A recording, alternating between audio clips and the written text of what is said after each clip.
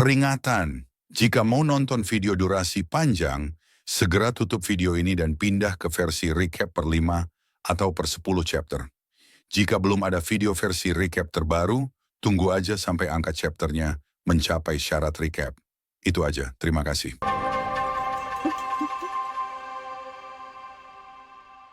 Halo semuanya, selamat datang di channel Error. Kali ini, gue akan menceritakan lanjutan dari komik Freezing the World, I Built a Doomsday Safe House, Chapter 517.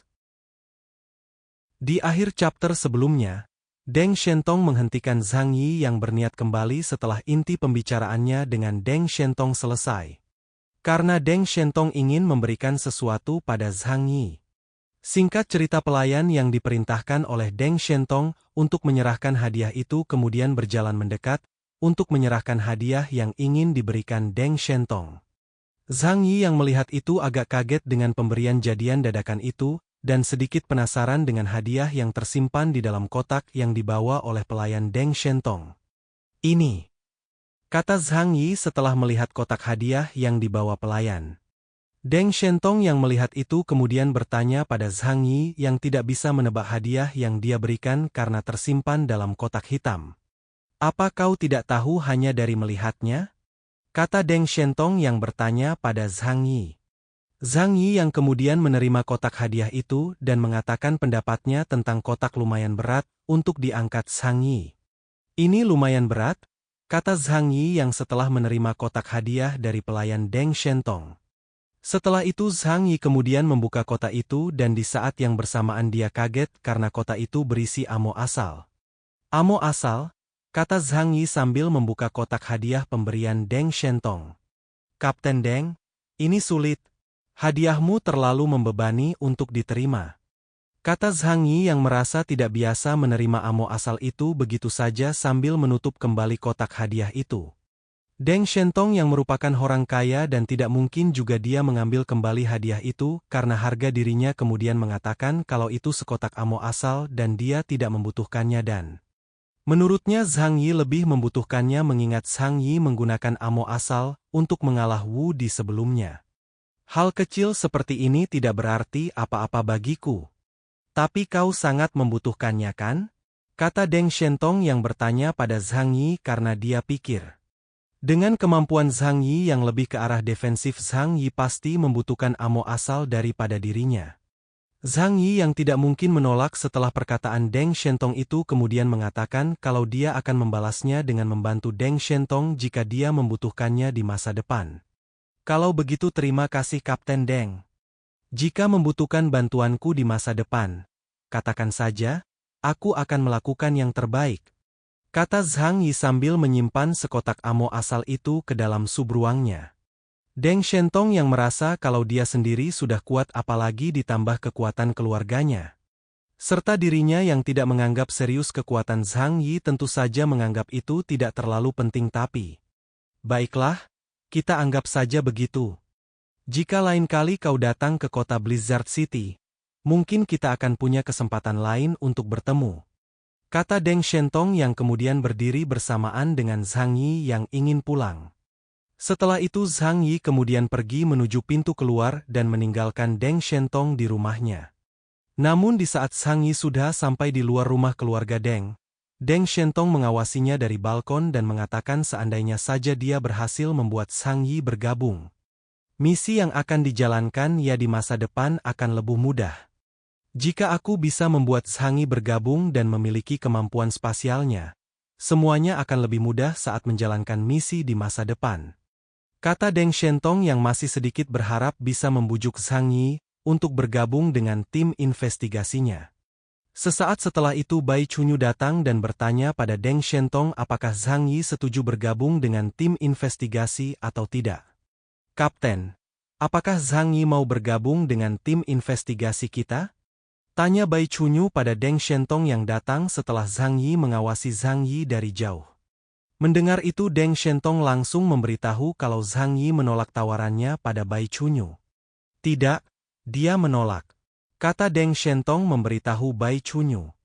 Setelah Bai Chunyu mendengar perkataan Deng Shentong kalau Zhang Yi menolak tawarannya, Tentu saja dia terkejut karena kebanyakan orang tidak mendapatkan kesempatan bahkan memikirkannya saja mereka tidak berani. Apa?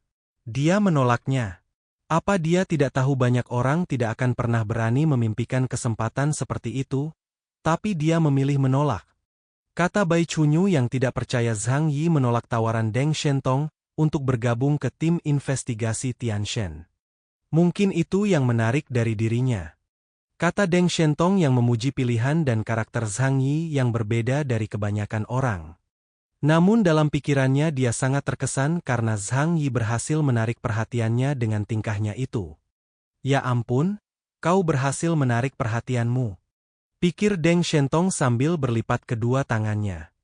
Sesaat setelah itu Bai Chunyu kembali berkata pada Deng Shentong kenapa dia masih memberinya sekotak amo asal padahal Zhang Yi menolak bergabung dengan tim investigasinya.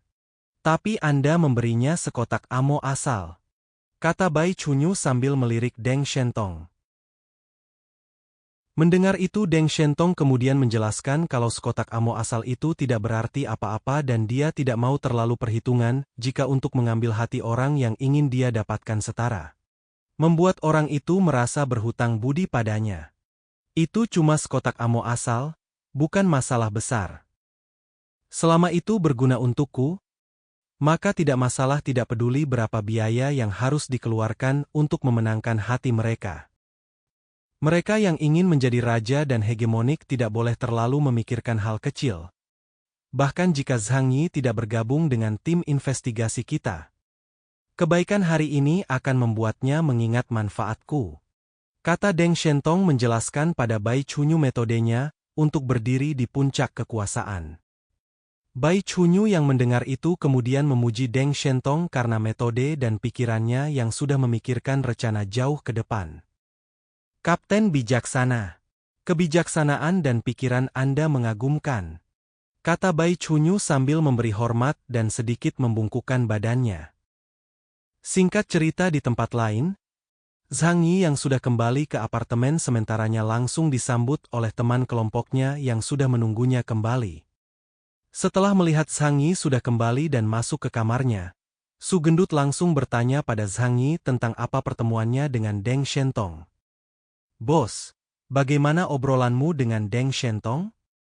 Kata Su Gendut bertanya pada Zhang Yi yang baru saja tiba.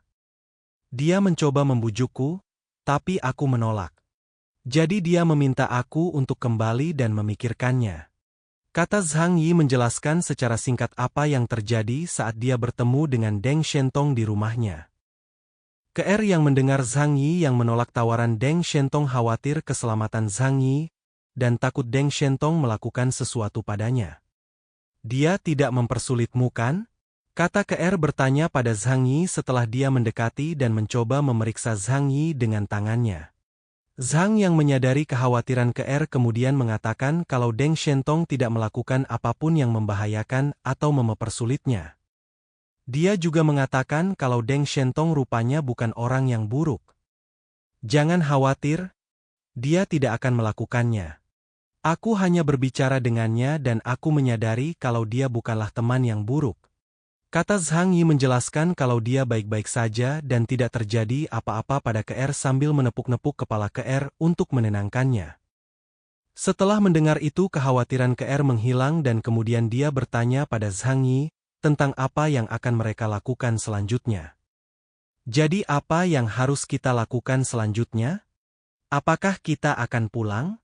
Kata KR bertanya pada Zhang Yi dengan wajah senang karena tidak sabar ingin pulang. Saatnya pulang, dan menyiapkan hadiah untuk mereka. Kata Zhang Yi menjawab pertanyaan KR sambil berpikir kalau sudah waktunya untuk membalas San Jianming, Chen Liangyu, Gu Hongdie dan kelompok mereka. Kemudian chapter 517 pun berakhir. Kata-kata hari ini adalah, jangan terlalu mudah menerima sesuatu dari orang lain, karena bisa saja dia punya maksud lain. Jangan lupa klik tombol like dan tinggalkan komentar kalian guys. Jangan biarkan kolom komentar kosong. Kalau kalian punya kritik dan saran, ketikkan di kolom komentar. Itu aja. Adios.